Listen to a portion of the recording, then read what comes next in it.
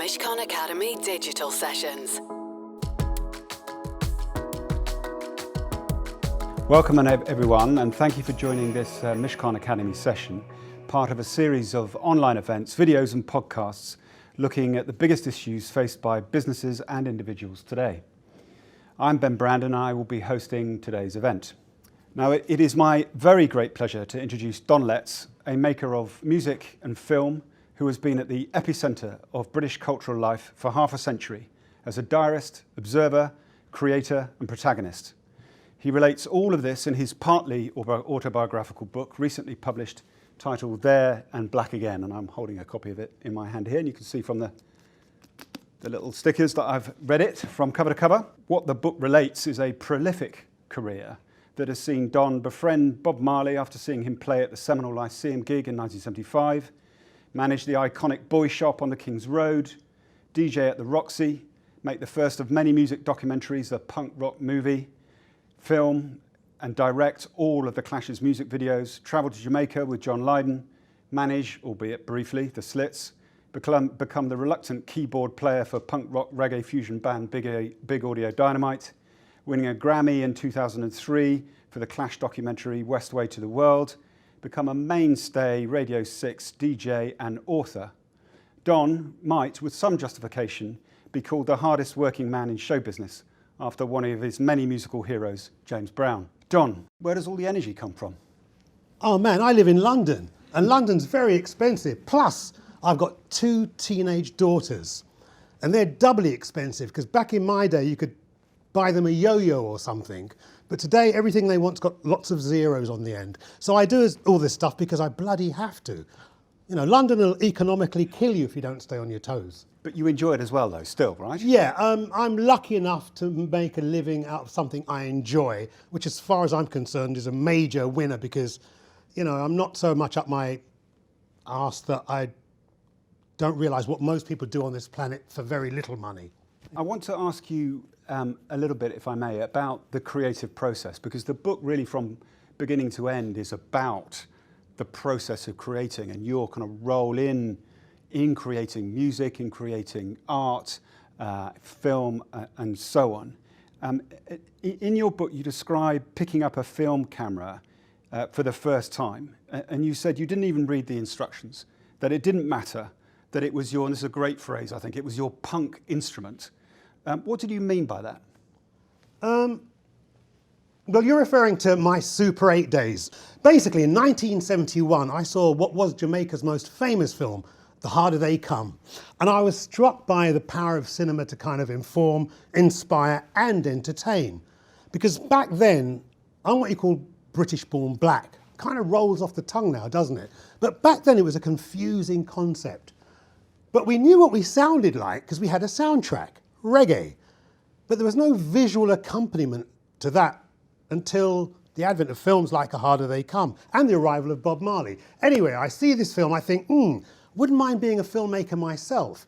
But in the early 70s, for a young black man, that was a ridiculous idea. It was an old white boys network and, you know, people like me were supposed to drive buses or something. Anyway, fast forward 5 or 6 years to the whole punk rock thing. And I think punk rock's greatest gift was the whole DIY ethic, do it yourself. And the energy was such that you wanted to be involved, you know, you didn't want to just be a fan. So when my white mates were picking up guitars, I wanted to pick up something too. I picked up a Super 8 camera and reinvented myself as Don Letts the filmmaker.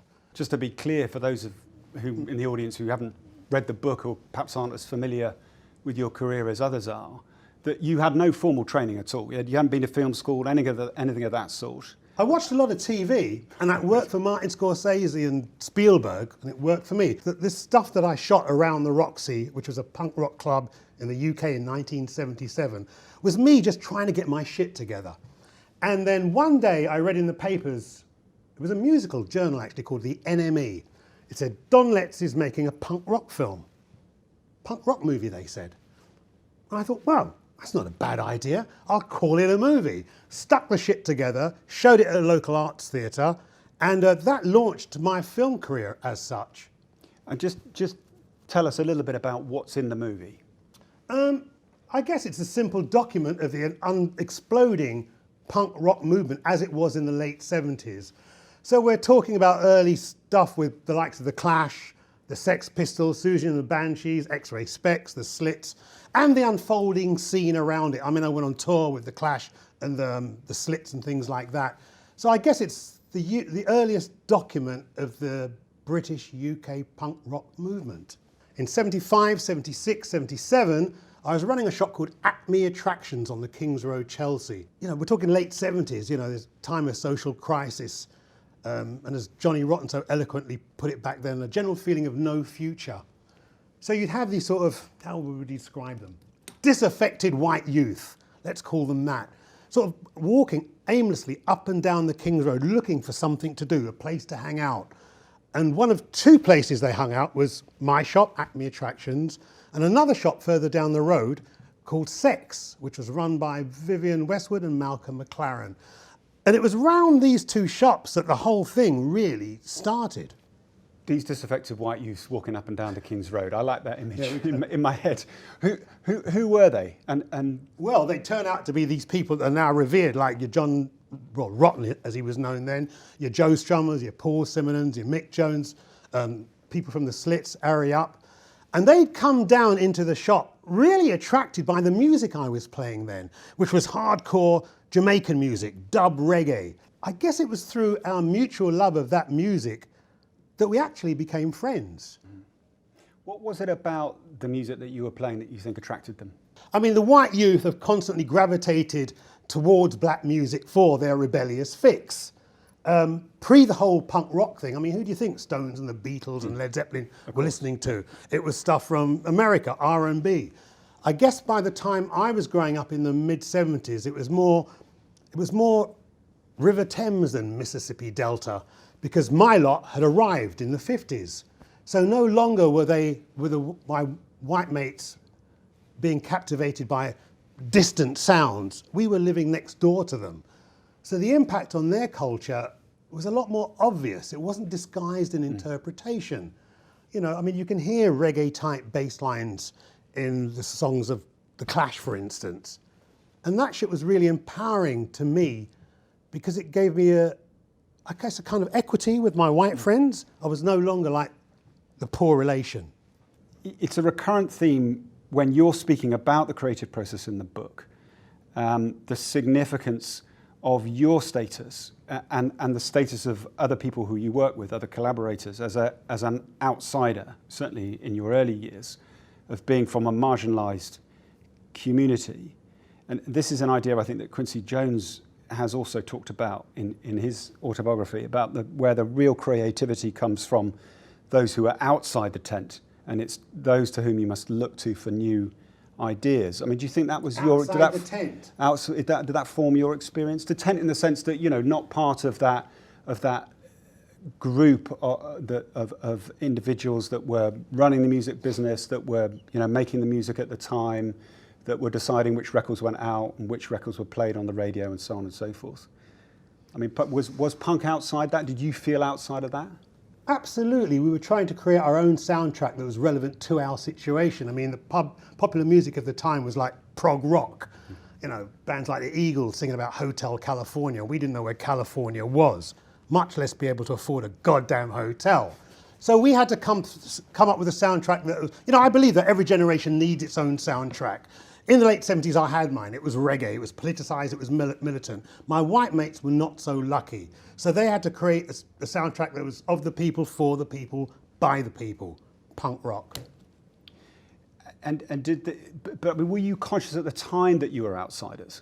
You know, I'm black, man. I've been outside the whole time. And it's funny, all that pressure I've come to realize has helped to make me the man I am today. I often wonder if society had been nice to me, maybe I wouldn't be sitting here now. Because, you know, if I didn't have to work twice as hard as my white mates and continuously have to prove myself, yeah, maybe I would, like I say, yeah, I'd be a nobody. So, you know, what do they say? What doesn't kill you makes you stronger. And I think I'm, yeah, a product of that dynamic. If that's what you're asking me. I saw a statistic in the paper this morning that 67% of black artists in the music business in the UK today have experienced racism in some form or another. So I've got a question I was going to ask you. The rest of them must have been on holiday. Changed? do you think, I mean, I guess it's a wrong way of approaching the question, but do you get the sense that things have changed at all from when you first started making music, or do you think it's much the same? Well, obviously the title of my book has had me reflecting on my cultural journey and what we've gained and what we've lost. I mean, obviously, road has been gained and rivers have been crossed, but there's a whole ocean of confusion to deal with. I'm tired of having to deal with the fact that I'm black. My whole life, I spent my whole life just trying to be Don Letts. But it's like the world won't let you. The other day some cabbie said to me, "But why are you people so angry? Why are you always going on?" I'm like, "Look, dude, I don't wake up in the morning going, I'm black, I'm angry, on a fight." It's a reaction to how you're treated, and hence the whole Black Lives Matter thing, which unfortunately has been brought to a head because, all the protest songs from the last 60, 70 years, all the marching from the 60, 70 years hasn't really changed anything. So people have had to get more proactive beyond just a swipe or a like on your goddamn phone. And things have changed because it's no longer just a black conversation. As you can see in these marches, there's as many white people there because it's all of us or none of us. You know what I mean? And the argument's been focused into a colour thing. But if you took everyone of colour off the planet, would racism disappear? Of course it wouldn't. I mean, that's, human beings would come up with some other divide. And maybe we need to look at why that is. Why do we need to shit on other people to make ourselves feel better? I haven't got the answer for that. One of the things that I thought was interesting about how you described the interrelationship between the punk movement and punks themselves and reggae was that you said that these young white men, as you described them, disaffected white youth. Disaffected white youth walk down, the high streets with reggae blaring out the windows, and it became, they became acquainted with it in that way. They learnt the culture in that way. I mean, is that something that you think is unique to London? The organic mix of the cultures, yeah, I guess that is unique to London. I've never seen it anywhere else. I guess it's something to do with the evolution of the city itself. I mean, my forefathers were dragged kicking and screaming to America as slaves. My parents bought a ticket to a multicultural dream in the UK. So their point of entry was very different to what was going on in America. And from my perspective, it was actually the culture of my parents that helped them to survive being aliens or strangers in a strange land. Because, when they came over as part of this Windrush generation, they brought with them their hopes, their dreams, and their precious record collections. And it was their music that kind of captured the imagination of my white mates. And while my parents tried to anglicize themselves to survive, which was never going to work, ironically, it was their culture that was, like I say, captivating my white mates, and bonds were forming through music and culture on the streets. There's a big deal made about this punk and reggae connection in the late 70s, right? But that's not where it started. I can tell you exactly where it started. 1968, with the creation of a label called Trojan Records, the first independent reggae label in the UK. And what's interesting about this label is it was launched the same year, 1968, that a gentleman called Enoch Powell made this Rivers of Blood speech, which basically was this kind of race hate speech that polarized the whole country, capitalizing on kind of freaking out the old white people. Time-honored tactic, believe me. And at the same time, as he's freaking out the old white people, it's the music of Trojan that's capturing the ears of my white friends and really sowing the seeds of the UK's love affair with Jamaican music. And that's where that story started. John Lydon's, your Johnny Rotten's, your Joe Strummer's, your Paul Simonons, your kids from Two Tone, your Terry Halls. That's where their love of Jamaican music started. I came along later on that journey. You're not gonna like me for bringing it back to punk and reggae again, but I think one of the I'll tell you what. I'm going to interrupt you one more time again because I've got to tell everybody this. Yeah. This overemphasis on the late 70s version of punk rock really trivializes a bigger idea, and that bigger idea is that this punk attitude and spirit, because that's what it is. It's an attitude and a spirit that can inform whatever you do, even goddamn lawyers. And it's really important that people understand that it has a lineage, a heritage and a tradition, because then it becomes something you could look forward to and not something to look back on. And it's not even the preserve of just music. If you look back through history, you can see all kind of punk rock art. But I'd argue it's not even the preserve of just art. You know, I don't know if the world needs any more punk rock musicians, but we could do with some more punk rock politicians and lawyers and teachers, you know. You were very keen to make the point that it wasn't just this kind of 18-month period in 1970, you know, from 1977 to 1979, that it started much earlier and it continues today. So take us through that journey. Where does it start in your view, punk rock, or the spirit of punk rock? Oh man, then that's a good goddamn question. Where does I'm glad it I've asked start? Where does it start? I don't know. I guess the first guy decided to go left when everyone else was going right, metaphorically speaking. You know, the first person to maybe not accept what was being on offered, and maybe the first person to ask a question. That might have been the beginning of punk rock. I can't tell you where it started, but I can see it, smell it and taste it when it happens in front of me. I can tell you that. And I think if you could vocalise exactly what it was, well, maybe that wasn't punk, because I think it's continuously reinventing itself. That's the point, I think. Well, from the Rebel Dread, thank you very much for your time and your wisdom and your humour. We really appreciate it. Oh, and thanks you. for coming this I afternoon. hope you all We really got do. something out of it. In my mind, I'm like, why do lawyers want to know this? Why do lawyers want to know this? You know, so anyway, I hope there was something in there for you. Because we're open-minded. And I hope I never have to see any of you ever in my life.